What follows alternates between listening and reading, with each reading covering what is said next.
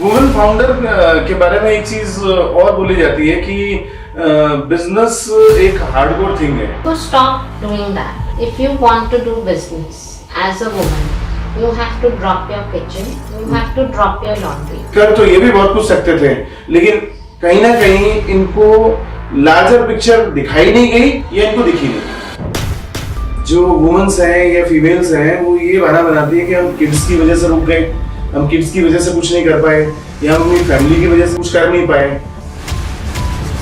Founder को कभी कभी लग रहा होता है कि इन्वेस्टर मनी दे देगा एंड वो फिर बूटस्ट्रैप करने पे एफर्ट नहीं लगाते। वो वेबसाइट के लिए भी पैसे उनको इन्वेस्टर से चाहिए। सारा ट्रस्ट का गेम है। इन्वेस्टर जब तक ट्रस्ट नहीं करेगा तब तक वो आपको फंडिंग देगा नहीं।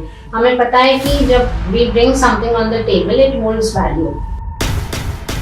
एक ना माइंडसेट है कि women cannot manage women। तो ये जो माइंडसेट है ये क्लियर करने के लिए भी मैं इस फील्ड में घुसी थी। एक हमारे पास फाउंडर आए थे, उन्होंने कहा you have to pick up my deal. मैंने दिल्ली का आर्किटेक्ट करा। मैंने कहा but I don't want to pick up your deal, I will pay you 10 lakhs। मैंने कहा I don't want to pick up your deal, I will not pick anything wrong. नमस्कार दोस्तों, आपका फिर से स्वागत है किस्से कामयाबी के एक और नए और जोश भरे एपिसोड में। मैं हूं आपका दोस्त और होस्ट हेमंत गुप्ता और इस सीरीज में मेरा मकसद है आप तक ऐसी कहानियां पहुंचाना जिनसे आप जुड़ सकें, सीख सकें और प्रेरित हो सकें। आज की हमारी मेहमान एक ऐसी ही कहानी की मिसाल हैं। एक ऐसी वुमन एंटरप्रेन्योर जिन्होंने इंटरनेशनल इन्वेस्टमेंट वर्ल्ड से लेकर इंडियन स्टार्टअप इकोसिस्टम तक अपनी दमदार पहचान बनाई है।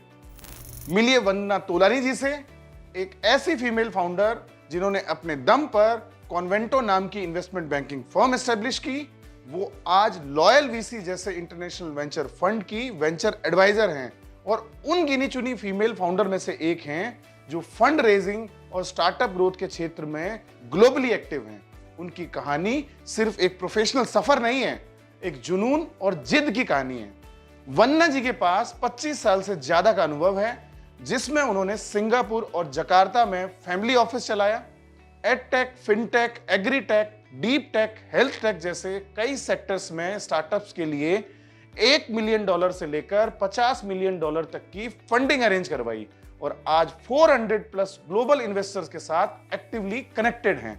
आज के इस एपिसोड में हम जानेंगे एक स्टार्टअप को फंडिंग के लिए कैसे तैयार किया जाता है, कौन सी गलतियां फाउंडर्स को फंडिंग से दूर कर देती हैं और एक इन्वेस्टर स्टार्टअप में आखिर क्या ढूंढता है। तो चलिए सुनते हैं वंदना जी की शानदार जर्नी, जकार्ता से गुड़गांव तक, इन्वेस्टमेंट बैंकिंग से एंजल नेटवर्क तक और एक फीमेल फाउंडर से एक स्टार्टअप मेंटोर बनने तक का ये कमाल का सफर मेरे यानी हेमंत गुप्ता के साथ सिर्फ किस्से कामयाबी के एपिसोड में।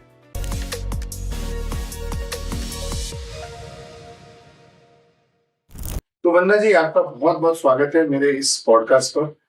सबसे पहले मैं आपसे यही जानना चाहूंगा कि प्रेजेंट में आप जो भी हैं जी, जो भी आप काम कर रहे हैं और जो भी से मेरा मतलब है स्टार्टअप्स की मदद कर रहे हैं, स्टार्टअप्स को फंडिंग करवा रहे हैं, ये एक फीमेल के लिए बहुत ही मुश्किल काम होता है। जी, नेटवर्किंग करना, स्टार्टअप्स को ढूंढना, उनके ऊपर रिसर्च करना और फिर उनको वीसी के साथ कनेक्ट कराना, एंजल इन्वेस्टर के साथ कनेक्ट कराना। आप कहाँ से शुरू मानते हैं कि आपकी प्रोफेशनल लाइफ शुरू हुई? मेरी जर्नी 2014 से प्रॉपर शुरू हुई है बिकॉज उससे पहले मेरे को ऑलरेडी सब कुछ एस्टैब्लिश्ड मिला हुआ था। ओके। एंड मैंने स्क्रैच से फिर से शुरू करा 2014 में एंड इसीलिए आज कॉन्वेंटो है जो है।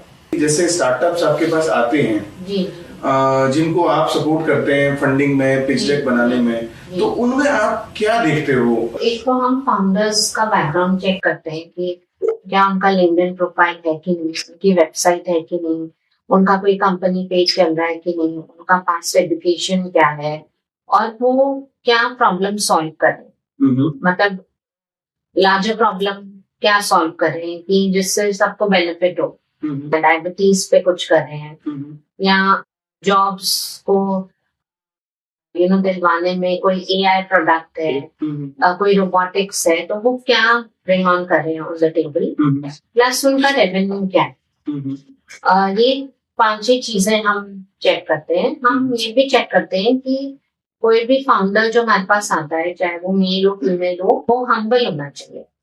हम्बल का मतलब ये नहीं होता कि आप सबमिसिव हो। हम्बल का मतलब ये होता है कि आप ग्राउंडेड हो। यू कैन पिवट जब चाहिए। आपको पता है आप अपने आप को किस तरीके से प्रेजेंट कर रहे हो, यू नो। तो आई थिंक दैट ऑल, ये सब चीजों से हमें पता लगता है कि how we should pick up a deal, and then we pick up a deal essentially, and फिर हम उनका पिच डेक वगैरह बनाते हैं and we take them to the fund raise level. अगर मान लो किसी स्टार्टअप को आपको अप्रोच करना है तो क्या करना होगा? कॉन्वेंटो की वेबसाइट पे एक गूगल फॉर्म है, वो फिल कर सकते हैं। लिंक्डइन के थ्रू मुझे अप्रोच कर सकते हैं और ईमेल भी लिख सकते हैं। ये 3-4 वेज है जिससे वो हमें रीच आउट कर सकते हैं। But Google form is the best, क्योंकि उनसे हमें सारे डिटेल्स पता लग जाते हैं पहली बार, and we are able to shortlist properly. तो दोस्तों, अगर वंदना जी से आपको कनेक्ट करना है तो मैं इस पॉडकास्ट वीडियो के डिस्क्रिप्शन बॉक्स में इनका मेल आईडी, इनका वेबसाइट का एड्रेस और इनकी लिंक्डइन प्रोफाइल भी मैं डाल दूंगा। आप डायरेक्टली उनके साथ रीच कर सकते हैं और अपनी फंडिंग जर्नी स्टार्ट कर सकते हैं। इसके बाद सेकंड फिल्टर कोई, थर्ड फिल्टर कोई, फोर्थ फिल्टर कोई? तो बेसिकली ये बेसिक फिल्टर्स होते हैं और प्राइवेट लिमिटेड कंपनी होना बहुत जरूरी है। 2 to 3 फाउंडर्स होना बहुत जरूरी है। Founders should have complementary skills, जैसे कोई मार्केटिंग कर रहा है, कोई फाइनेंस देख रहा है, कोई ऑपरेशंस, ये बहुत जरूरी है। और उनमें कितना ड्राइव है कि वो अपनी कंपनी को कितना स्केल अप कर सकते हैं। आप उनके लिए पिच डेक वगैरह तैयार करते हैं, तो वहां पर भी तो कोई ना कोई क्राइटेरिया आप डिसाइड करते होंगे कि कितनी फंडिंग सामने वाले को चाहिए। कोई क्राइटेरिया है, कितने वो रिवेन्यू पर बैठा हुआ है, और क्या उसने कंप्लायंसेस वगैरह पूरे किए हैं, नहीं किए हैं। मतलब ऐसी कंपनी को तो आप आगे नहीं बढ़ाना चाहेंगे ना, जैसे उसने कंप्लायंसेस कंप्लीट नहीं करे हैं, या उसका एक पर्टिकुलर सेट ऑफ रिवेन्यू भी जनरेट होना शुरू नहीं हुआ है, या उसकी जो आस्क है वो कुछ बहुत ज्यादा नहीं है, जितना तो वो फैमिली फ्रेंड से भी अरेंज कर सकता है। जी, जैसे उनका आस्क होना चाहिए बिटवीन 1 million to 100 million। हम लोग सेक्टर एग्नोस्टिक हैं, सारे सेक्टर्स देखते हैं। सिर्फ हम लिकर, सोलर और रियल एस्टेट को टच नहीं करते हैं। बाकी सारे सेक्टर्स, फूड, हेल्थ, फिनटेक आप ले लो, रोबोटिक्स, एआई, ये सारे IoT, ये सारे सेक्टर्स हम चेक कर लेते हैं। और सेकेंडली हम लोग आइडिया स्टेज नहीं करते हैं, और प्री रेवेन्यू हम इसलिए नहीं करते हैं बिकॉज प्री रेवेन्यू में फाउंडर को कभी कभी लग रहा होता है कि इन्वेस्टर मनी दे देगा, एंड वो फिर बूटस्ट्रैप करने पे एफर्ट नहीं लगाते। वो वेबसाइट के लिए भी पैसे उनको इन्वेस्टर से चाहिए, तो आई थिंक वो टोटली डिपेंडेंसी क्रिएट करना चाहते हैं, तो वो हम नहीं पिक करते हैं। बट अगर कोई फाउंडर हो जिसने पहले से 2-3 कंपनीज बना ली हैं और फिर वो एक और बना रहा है जो प्री रेवेन्यू है, उसको हम जरूर देख लेते हैं। तो इस तरीके से हम देखते हैं कि वो उनमें कितनी ड्राइव है और वो उन्होंने पहले क्या क्या काम करा। उस तरीके से हम ये सारे फैक्टर्स को देखते हैं। और कोई कोई फाउंडर्स हमारे पास आते हैं, वो बहुत ज्यादा हाई वैल्यूएशन पे टिके रहते हैं, तो हम उनको एजुकेट करते हैं कि हम उनका फाइनेंशियल मॉडल बनाएंगे, हम उनकी वैल्यूएशन बनाएंगे, जिससे कि वो एक रियलिस्टिक नंबर पे आए एंड जिससे उनको इन्वेस्टमेंट्स भी मिले और राइट पार्टनर। कोई भी फंडिंग स्टेज पे आता है तो कम से कम एक प्राइवेट कंपनी तो बना के आता ही है। हाँ जी। बट ज्यादातर आपने देखा होगा कंप्लायंसेस को लेकर इंडिया में उतनी अवेयरनेस भी नहीं है। हाँ। और बहुत सारे जो फाउंडर हैं वो उसको कंप्लीट भी नहीं करते हैं जी। तो इस बारे में आप क्या कहना चाहेंगे? एक्चुअली अवेयरनेस है बट वो करना नहीं चाहते। तो जब तक आप अपने बेसिक्स सॉर्ट नहीं करोगे, कंप्लायंसेस नहीं सॉर्ट करोगे, तो फिर ड्यू डिलिजेंस में आपका बैकफॉल होगा। तो अगर आपने पहले से ही सब कुछ करके रखा है तो आपका ड्यू डिलिजेंस क्लियर निकलेगा एंड उसकी वजह से आपकी फंडिंग फेल नहीं होगी। I think it's very important आप पहले अपने बेसिक्स को स्ट्रॉन्ग करें। अगर आप अनश्योर हो कि मुझे ये करना है कि नहीं, तो don't go to make private limited first, आप वेट कर। नहीं, बिल्कुल बिल्कुल। जो लोग प्राइवेट लिमिटेड कंपनी रजिस्ट्रेशन सिर्फ इस वजह से करना चाह रहे हैं कि उनको फंडिंग लेनी है, हाँ। तो प्राइवेट लिमिटेड कंपनी बनाने से पहले वो थोड़ा पिवट कर लें, अपने प्रोडक्ट डेवलपमेंट कर लें, प्रोडक्ट को मार्केट में प्रोटोटाइप बना के लॉन्च करके देख लें क्या नंबर आ रहे हैं। और अगर उनके पास इतना भी अगर खुद का फंड नहीं है तो प्राइवेट लिमिटेड कंपनी ना बनाए, कि प्राइवेट लिमिटेड कंपनी बनाने के बाद एक तरीके से आप फॉर्मली बिजनेस में एंटर हो जाते हैं जी। और एक प्राइवेट लिमिटेड कंपनी बनाने के बाद आपको कुछ ना कुछ अपना ऑरा क्रिएट करना होगा, आपको अपना कस्टमर फनल डेवलप करना होगा, आपको अपने प्रोडक्ट को प्लेस करना होगा, तभी तो जाके आप कोई अच्छी पिच डेक बना पाएंगे। और सारा ट्रस्ट का गेम है जी। इन्वेस्टर जब तक ट्रस्ट नहीं करेगा तब तक वो आपको फंडिंग देगा नहीं। तो आपको अपनी प्लानिंग इस तरीके से करनी है कि आप उसका ट्रस्ट एक्वायर कर पाए जी, अटेंशन ग्रैब कर पाए। इतनी ऐसी स्टोरी कम से कम आपके पास होनी चाहिए। हाँ जी। चलिए, आपको एक ऐसा स्टार्टअप मिल भी गया जिसको आप इन्वेस्टर से मिलवा सकते हैं, तो फिर उनके मिलने का क्या तरीका होता है? तो हम इन्वेस्टर्स जो हमारे सर्कल में उनको रीच आउट करके पूछते हैं कि ये इस तरीके की डील है, आप इंटरेस्टेड हैं? और फिर वो बोलते हैं कि हाँ हम इंटरेस्टेड हैं। तो फिर हम कंपनी को उनके पास ले जाते हैं और उनकी मीटिंग्स कराते हैं, कुछ फिजिकली कुछ गूगल मीट्स पे, और जिससे कि वो अपना बता सके पूरा प्रोसेस वो कैसे करते हैं और इन्वेस्टर के माइंड में जो क्वेरीज होती हैं वो आंसर करें और फिर वो उसको देते हैं। तो आपकी जो सर्विसेज हैं वो बेसिकली क्या, मतलब सक्सेस फीस के रूप में है या अपफ्रंट है, या जो आप सर्विसेज देते हैं वो किस तरीके से आप देते हैं? हम डॉक्यूमेंट फीस लेते हैं, पिच डेक बनाने की, फाइनेंशियल मॉडल्स की और बिजनेस प्लान्स की, 1 पेजर, टीजर, सेल्स डेक, ये सब सेट ऑफ डॉक्यूमेंट्स हम बनाते हैं। हमारे जो डॉक्यूमेंट्स हैं वो बहुत सारी बड़ी बड़ी कंपनीज अप्रिशिएट करती हैं, तो हमें बाइक वर्क भी आता है। 8 to 10 डेज पे हम डॉक्यूमेंट्स फिनिश कर देते हैं और बहुत ब्यूटीफुली बनाते हैं और बहुत एक्यूरेटली फॉर्मेटेड होते हैं। उसके लिए हम चार्जेस लेते हैं जी। और उसके लिए टीम्स इन प्लेस ऑलरेडी हैं और हम रिटेनर्स भी लेते हैं। जैसे कोई हमारे पास कंपनी आई तो हम अपफ्रंट फी लेते हैं, हम सक्सेस फीस लेते हैं। जब उनकी सक्सेस हो जाती है अपफ्रंट फीस को सक्सेस फीस में नॉक डाउन कर देते हैं। ओके। वो एक तरीके की कमिटमेंट फी होती है, बिकॉज नेचुरली हम उनकी डील 3 to 4 months तक चला रहे होते हैं मार्केट में, तो हमारे भी टाइम, एनर्जी, रिसोर्सेज लगता है। एंड 95% हमारे प्लेटफॉर्म से डील हो जाती है। 5% हम गारंटी नहीं ले सकते कि डील होगी कि नहीं होगी, क्योंकि कभी कभी डीडी में कुछ फ्लॉ आ जाता है, कभी कभी funds is taking long to hit the account, और कभी कभी कुछ भी अनसर्टेन वजह से वो डील नहीं क्रैक होती है, इसीलिए 5% वो गैप होता है। और at the end of the day हम अपना 25 years रिलेशनशिप यूटिलाइज कर रहे हैं to help the founder get the funds.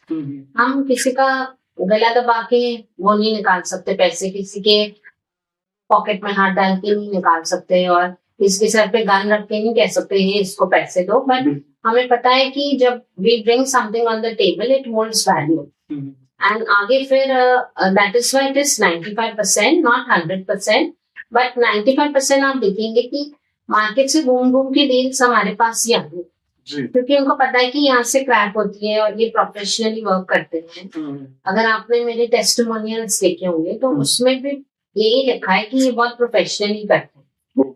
Deal होना या नहीं होना वो एक अलग बात है, लेकिन आप किस तरह से अपने क्लाइंट को सर्विस करते हो, अपने क्लाइंट को मैनेज करते हो, वो बहुत बड़ा रोल प्ले करता है आपकी लाइफ में। चाहे आप एक फाउंडर हो, चाहे आप कुछ भी वर्क चलाते हो, तो you have to give full service to your client, because वहीं से आपका ब्रेड एंड बटर आता है। मैम, इस बात के लिए मैं आपको अप्रिशिएट करूंगा कि एक तो फाइनेंस फील्ड में वुमन बहुत कम है जी, और दूसरा जो आपने फोटे पकड़ा है वो भी अपने आप में मतलब बहुत रेयर है। तो वैसे तो मैं समझता हूँ कि आपका चूंकि बैकग्राउंड उस तरीके का था इसलिए आपने इन चीजों में आए, लेकिन मैं फिर भी एक वुमन एंटरप्रेन्योरशिप के ऊपर अगर मैं बात करूं, अगर कोई वुमन इस पॉडकास्ट को अगर देख रही है तो उसको इंस्पायर करने के लिए आप कुछ अपनी इस फोटे में जो भी चैलेंजेस आए और उसको कैसे आपने मीट आउट किया, वो अगर आप थोड़ा सा बता सकें तो मतलब उनको बहुत हेल्प मिलेगी। लेकिन चैलेंजेस तो बहुत आते हैं और इंडिया में विमेन को चैलेंजेस आते हैं, अब्रॉड में भी विमेन को चैलेंजेस आते हैं। एक ना माइंडसेट है कि women can not manage money.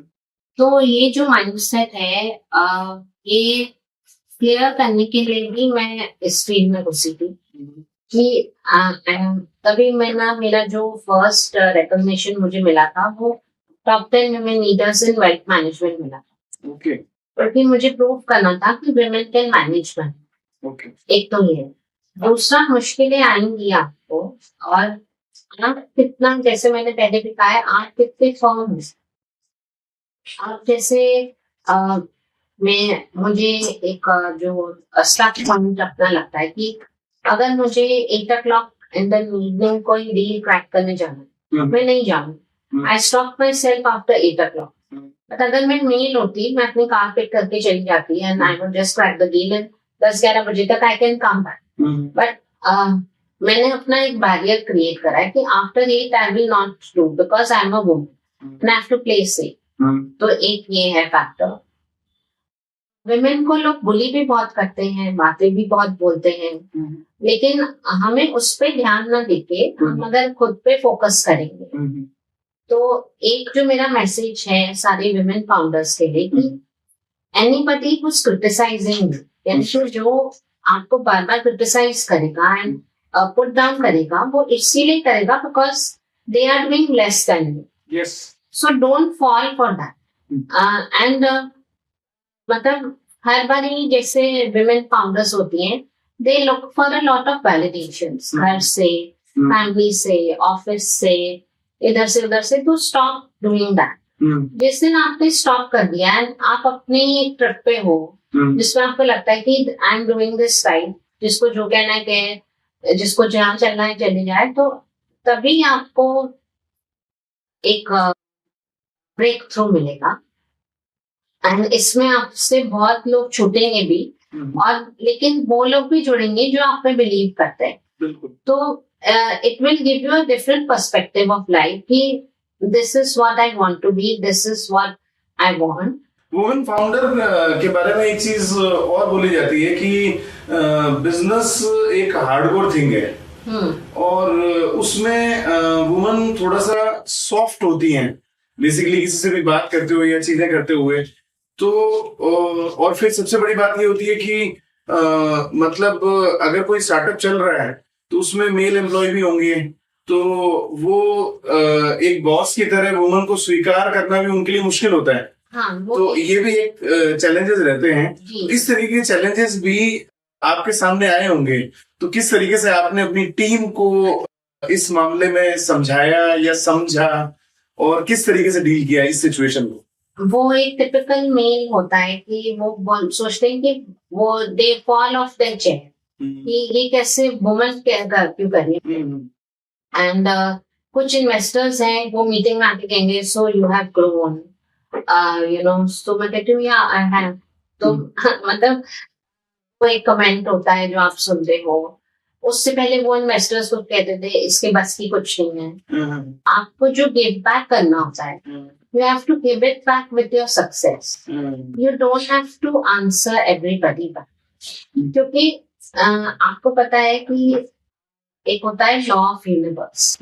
अगर आप चुप रहते हो और चुप में आप साइलेंस में अपना प्रोग्रेस दिखाते हो, तो यूनिवर्स टेक्स डाउन। देन आपके साथ कृष्णा खड़े हो जाते हैं और फिर वो अपना रिवर्ट सबको अपने आप दे देते हैं। तो you don't have to give back, you just have to stay strong. This has been what I feel like. I stay strong because कितनी बारी लोगों को लगता है she is soft spoken, yeah she is this, but in that only you know I have my मतलब my energy is intact in that because मैं फालतू चीज में एनर्जी वेस्ट नहीं करती। मतलब मुझे किसी को गेट बैक नहीं करना, मुझे किसी से फाइट बैक नहीं करना, बट जो मुझे चीज अच्छी नहीं लगेगी I will stay firm with that. That if I have said something that एक हमारे पास फाउंडर आए थे, उन्होंने कहा you have to pick up my deal. मैंने दिल्ली का आर्किटेक्ट करा है, मैंने कहा but I don't want to pick up your deal, I will pay you 10 lakhs। मैंने कहा I don't want to pick up your deal. तो वो बहुत शेक्ड अप हो रहे थे कि why she is not picking up my deal. I will not pick anything wrong. I will not pick any wrong work if it is compliance issue or anything. I will rather not pick the work. This is what I have learned, and I want to tell every woman also that to be very strong. जो women's हैं या females हैं वो ये बहाना बनाती है कि हम किड्स की वजह से रुक गए, हम किड्स की वजह से कुछ नहीं कर पाए, या हम अपनी फैमिली की वजह से नहीं रुक पाए, कुछ कर नहीं पाए। तो ऐसी जो वुमन है उनको आप क्या बोलना चाहेंगे? जो वुमन एंटरप्रेन्योरशिप में पहले से हैं, वो ये सब बातें जानती हैं, लेकिन उनको क्या आप मैसेज देना चाहेंगे जो बेसिकली इस तरीके के बहाने बनाते हैं?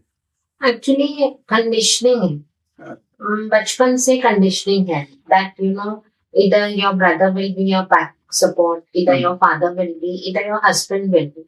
आप देखेंगे 90% लोग डिसीजन इंडिया में नहीं बन सकते, बिकॉज वो इसीलिए विमेन नहीं कर सकती, because they are dependent on their father, husband और ब्रदर। व्हेन यू डिसाइड कि मुझे ही डिसीजन लेना है।